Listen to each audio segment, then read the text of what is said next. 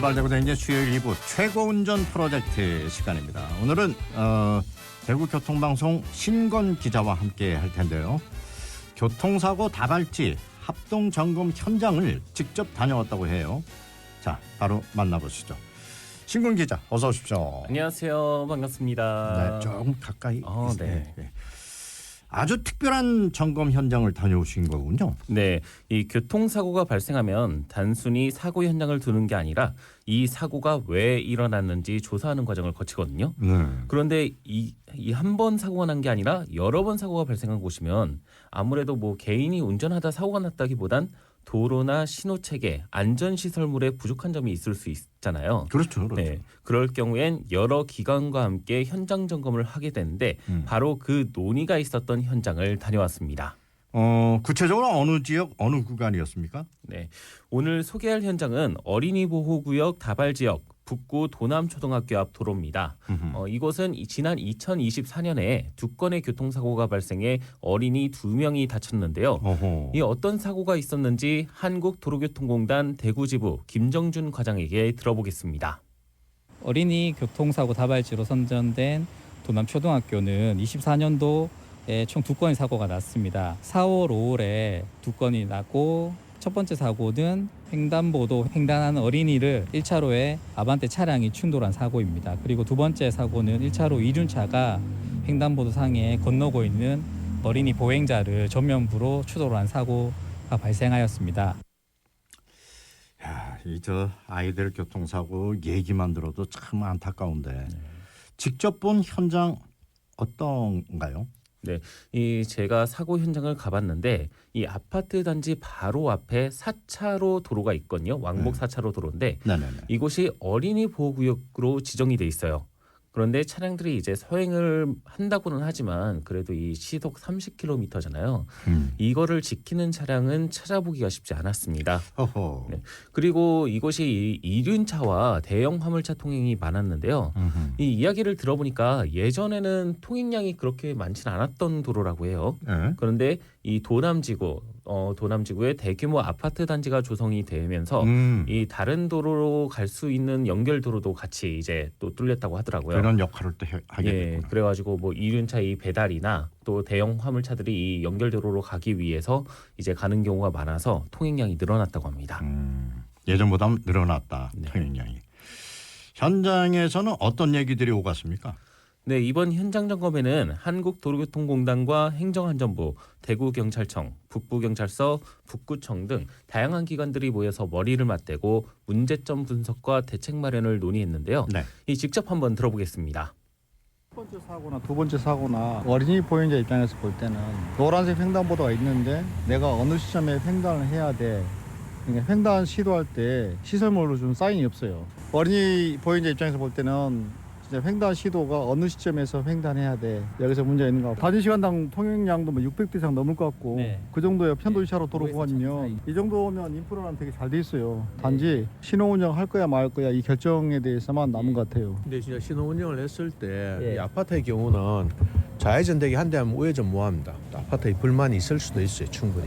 그래서 아파트하고 먼저 협의를 좀 하셔야 될 부분이고. 정상적인 신호 체계로 가서 30분 동안 운영하고 비보좌전 2개 하고 단일로 신호만 운영하는데 여기 나가는 거는 적신호들 나가는 거면 내가 볼 때 신호를 같이 주고 같이 꺼지게끔 그러니까 등화 시점을 동일하게 하게끔 그렇게 해야 될 것 같아요. 오해는 없습니다. 양쪽에 펜스도 좀 쳐주고 네. 좌우측에 그러니까- 애들이 그러니까 대각 횡단이나 이런 거 뭐 하게끔 네네네, 그죠? 네, 펜스도 맞습니다. 좀 필요한 것 같고. 예. 가능할까요, 펜스가? 네, 뭐 많이 필요 없습니다. 한 10m씩만 쳐도 애들 이쪽 유도만 하면 되거든요, 네네네네. 정확하게. 네, 저쪽 버스 정지하고 그죠? 뭐 쭉 얘기 나누는 걸 들어보니까 정말 치열하게 의견을 나눴군요. 네, 저도 이번에 취재를 하면서 도로 계획이 쉽지 않다는 것을 알 수 있었는데요. 아유, 안 쉽죠. 예, 이 방금 이야기 들어보셨지만 이 아파트 주민들의 의견도 중요하다는 걸 느낄 수 있었습니다. 그렇죠. 근데 이 도남초등학교 앞도로 어떤 문제점이 있는지 진단은 됐습니까? 네, 여러 기관이 다양한 진단을 해봤는데 이 김정준 과장에게 정리된 이야기를 들어보겠습니다. 이 그린빌 삼거리 같은 경우에 문제점이 도로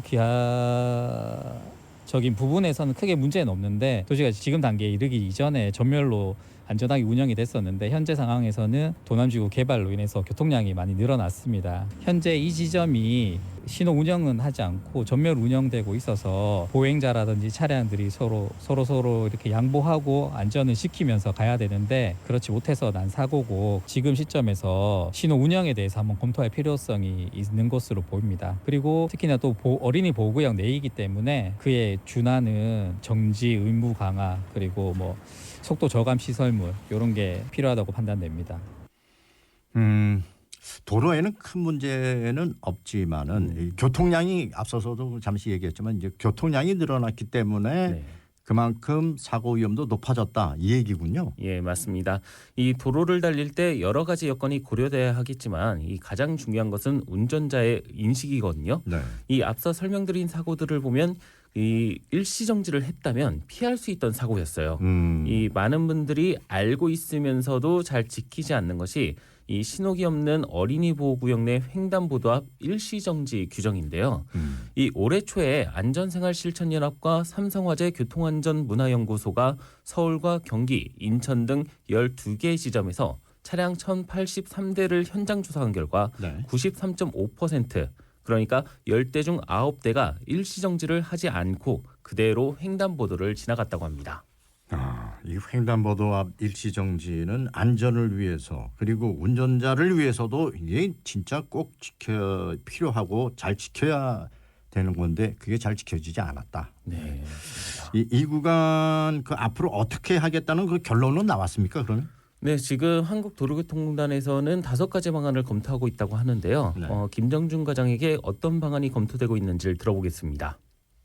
신호 운영과 그리고 일시정지 노면 규제 표시 적색 전멸 운영 방안 그리고 고온식 횡단보도 설치 그리고 활주로형 조명 시설 그리고 정지선을 후방으로 이설하는 개선안에 대해서 논의하였고 추후 관계 기관과 협의 완료 후에 적정 개선안을 현장에 적용하고자 합니다. 한 가지 방안만 시행하는 게 아니군요. 그러니까. 네, 이 현장에서 제가 얘기를 들어보니까 네네. 가장 좋은 안은 신호등을 설치하는 안이긴 한데 아까 그 현장 얘기 들어보셔서 아시겠지만 신호등을 설치하면 또 아파트 민원이 있어요. 네, 그렇다 보니까 이 주민 의견을 수렴해야 한다고 하더라고요. 이런 것처럼 논의 대상에 교통 흐름에 영향을 받게 될 아파트 주민이나 인근 상인들의 의견도 함께 포함이 된다고 합니다. 그리고 만약 이들이 반대하면 또 다른 대안을 찾게 되고 이렇게 진행이 된다고 하는데요. 네. 교통안전 또 이제 교통안전 시설물이라고 하더라도 관할 지자체나 부서가 모두 다르다고 하더라고요. 네네네. 이런 안전과 관련해선 행정안전부가 관리를 하지만 네. 또 도로 시설물 같은 경우는 국토교통부와 논의를 해야 되는 상황도 종종 있다고 합니다. 또 신호등 하나를 설치하는데 평균 2천만 원 정도가 든다고 하는데 이게 결국은 다 세금이고 허투루 쓰이면 또 안 되지 않습니까? 아, 그렇죠. 그렇기 때문에 여러 기관이 한데 모여서 머리를 맞대고 다양한 방안을 논의하는 모습을 볼 수 있었습니다. 듣고 보니 그 사고 예방을 위해 꼭 필요했던 현장 점검이었네요. 네, 이쪽이. 맞습니다. 앞으로도 이런 노력들이 계속 좀 이어지면 좋겠습니다. 네, 이 한국도로교통공단에 따르면 우리나라의 어린이 인구 10만 명당 보행 중 사망자 수가 OECD 평균보다 0.7배 높다고 합니다. 이 어린이들이 안전하게 자랄 수 있도록 기관뿐만 아니라 이 운전자의 노력도 함께 반드시 이뤄져야 할 것으로 보입니다. 아, 그렇죠. 네. 다음 주 이 시간에는 고령자 교통사고 다발지 현장 취재 내용을 또 준비해 보겠습니다. 아, 그렇군요. 자, 어린이에 이어서 다음 주는 고령자 사고도 우리가 또 잘 챙겨야 되는 거 아닙니까? 맞습니다. 다음 주도 의미 있는 내용으로 다시 또 만나보겠습니다. 신건 기자, 오늘 얘기 잘 들었습니다. 고맙습니다. 감사합니다. 네, 최고운전 프로젝트 지금까지 대구교통방송 신건 기자와 함께했습니다.